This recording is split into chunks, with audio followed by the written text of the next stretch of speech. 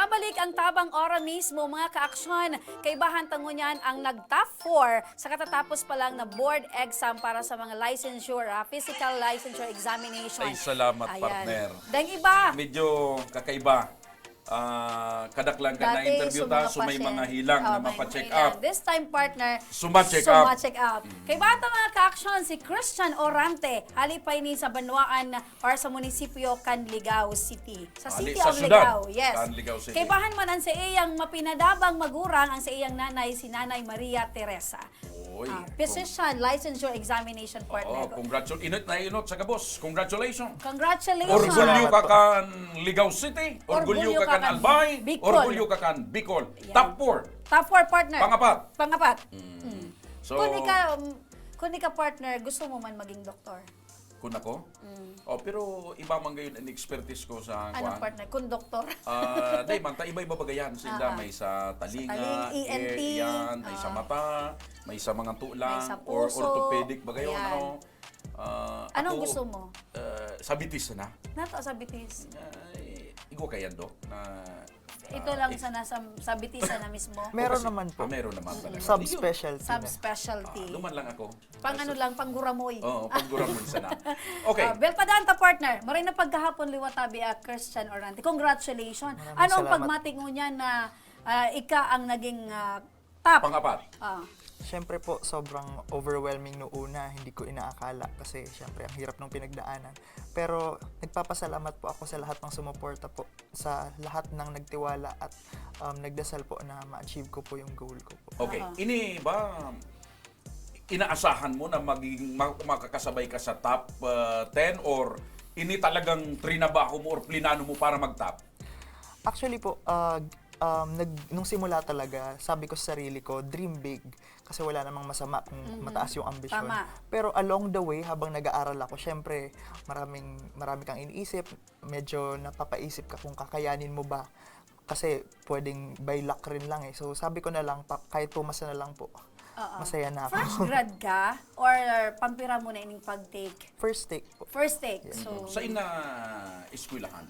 Sa UP Manila po. UP Manila. So, sa pamilya ba nindo, igwa na talaga ng mga doktor, mga physician, or nasa Lahi. Nasa lahi. Ang pagiging mga doktor. Meron po akong mga tita or tito, pero sa pamilya po namin mismo wala po. Ako po yung Okay. So, kumusta sa preparasyon all the way na itong mga nakaaging aldaw, paano mo siya pag-prepararan na pag-abot ka puntong ining ma-exam ka na, dapat pasok ka sa top?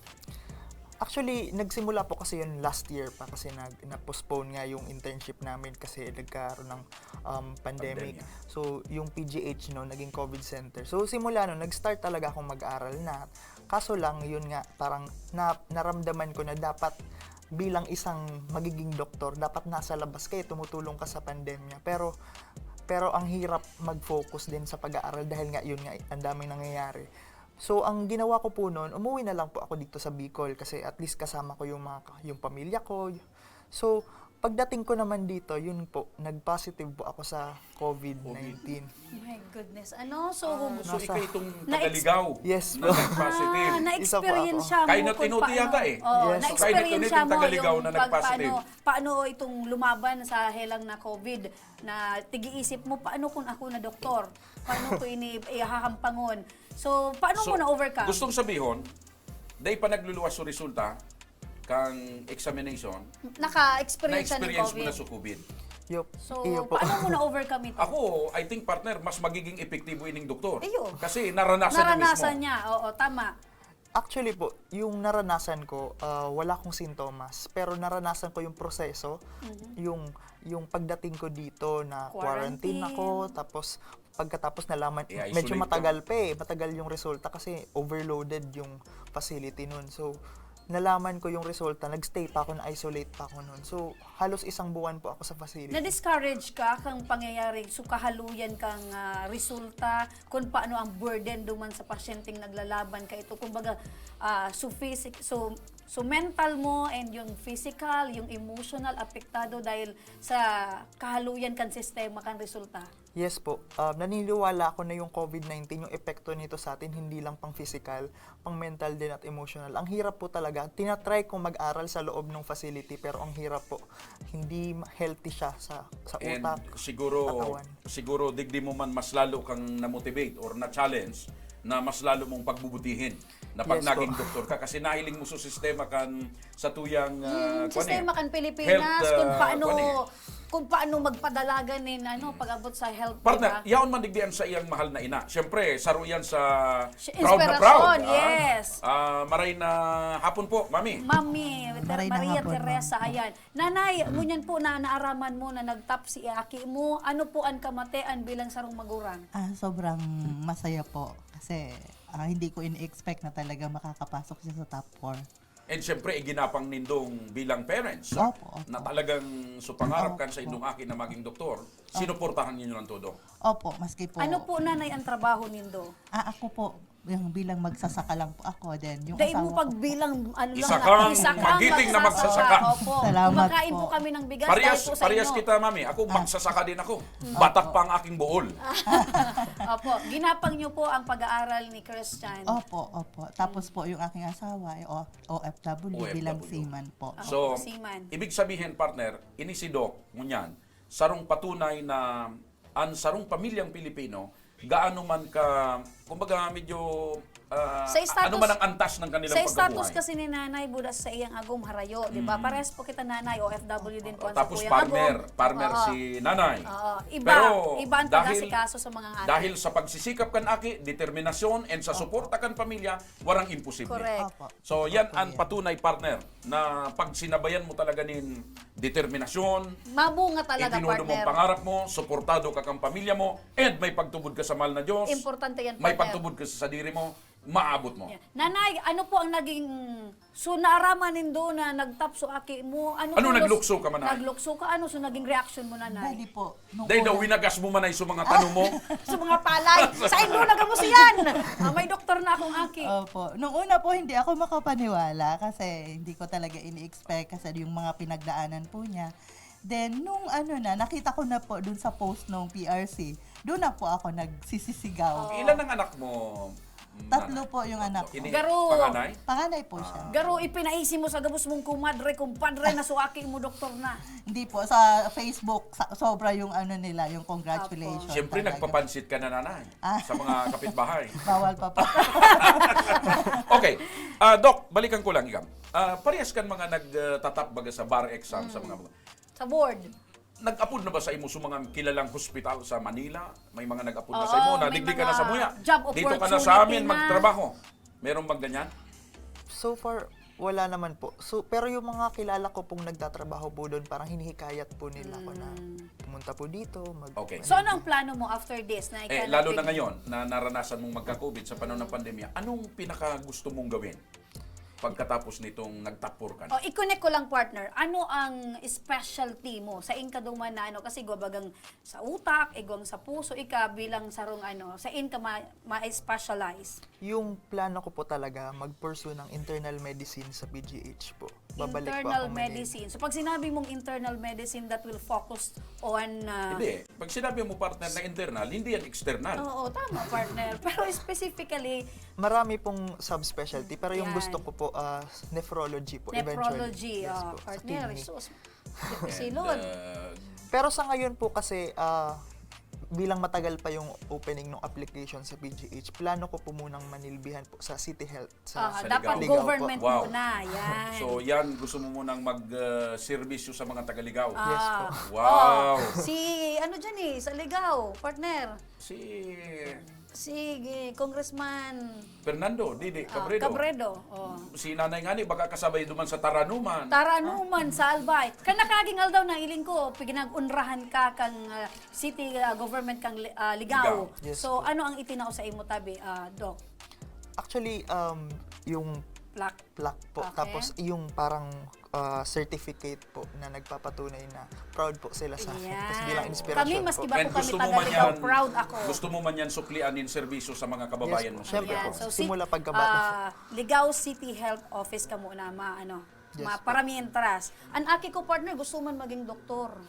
Kaya saro sa mga inspirasyon, naging parte ka na kay inspirasyon. Ako yuman. Salamat So, po. akin sa din. Gusto man man, maging doktor. diba? Maski wala sa lahi, may gusto maging doktor. Mensahe mo sa mga kapwa mo estudyante na gusto man maging Nangangarap man. na Ano ang tip mo sa mga kaakian na parehas mo, mga huben na may mga pangarap na maging doktor? Ano ang dapat nilang gawin? Kailangan po nilang ma-realize sa sarili nila na gusto talaga nila yung pagiging doktor. Hindi po ito parang may calling. Tsaka hindi po ito parang basta profession lang. Parang lahat ng tao, yung buhay nila nakasalalay sa iyo, ini-entrust nila po sa inyo. So dapat ma-realize po ninyo yung why ninyo, yung bakit kayo magiging doktor. Yung akin po kasi para po sa future patients ko. Kaya kahit anong struggle po na pagdadaanan nyo, babalik lang po kayo sa why ninyo. Makakayanan nyo po yun. Di ba nasagi sa imo, Doc Tabi? Ako dun taka ng Doc, tayo Sige naman. Di ba nasagi sa isip mo na, kasi dati ang mga doktor, iyo ang nagpapahalat sa mga pasyente, iyo ang nagparapahanap sa mga pasyente. Ngunyan, because of COVID, mandatory sa mga doktor na dapat, in terms of COVID-19 related cases, yaon ka mo, permi. So, di ba nagsagi sa imo or natakot ka na arog ka ito ang pwedeng mangyari? Siyempre po, inatakot po ako hindi lang para sa sarili ko, hindi para sa pamilya ko din po kung sakaling ma-expose ako. Pero calling po talaga to eh. Tas, ngayon talaga kami kailangan. Ka Opo. na gampanan ang pagiging Yes, doktor para sa mga Yes, future na magiging pasyente niya. So, Nanay, ikaw po tabi, Nanay, last word mo or mensahe mo Sa mga magurang man, Oo. Nanay, anong mensahe mo man sa mga magurang na gusto manindan mga akin So, na nag-struggle, makapagtapos man na despite maging na doktor? may kapagtiusan, despite naggrabe ang problema, yaon ka ang suporta. Mensahe mo po, Nanay. Bali po, bilang isang magulang, kailangan nating suportahan ang bata. Although po, nandyan yung kahirapan, ipursige po natin para sa future ng bata. Ayan. Nabanggit mo lang, Nanay, kanina, farmer, ano bang mga tinatanim mo, Nanay? Palay po, tapos mais. Mensahe mo, Nanay, para kay Doc. Importante yan. Ang mensahe ko po sa kanya, bali po, paghusayan niya po yung paggagamot, then at the same time po, maging mabuti po siyang doktor. Ayan. Para makatulong Gusto po mo, sa partner, na maging Ika primerong mamaya, darating ka dyan. Dok, ano man ang mensahe mo kay mami mo? Ayan, Kay importante yan. Nagtaon na sa imong mensahe si Mama, dapat ika din. Siyempre po, nagpapasalamat po ako sa kanila, sa mga magulang ko kasi hindi po nila ako pinabayaan. Lagi po nila akong sinuportahan simula po pagkabata hanggang ngayon. Sa kung ano man po yung mga dreams ko po, lagi po nila akong sinusuportahan. Sa mga professor mo, sisay itong gusto mong pasalamatan. Siyempre, kabali bagayan sa mga nagtatao sa imo ning knowledge.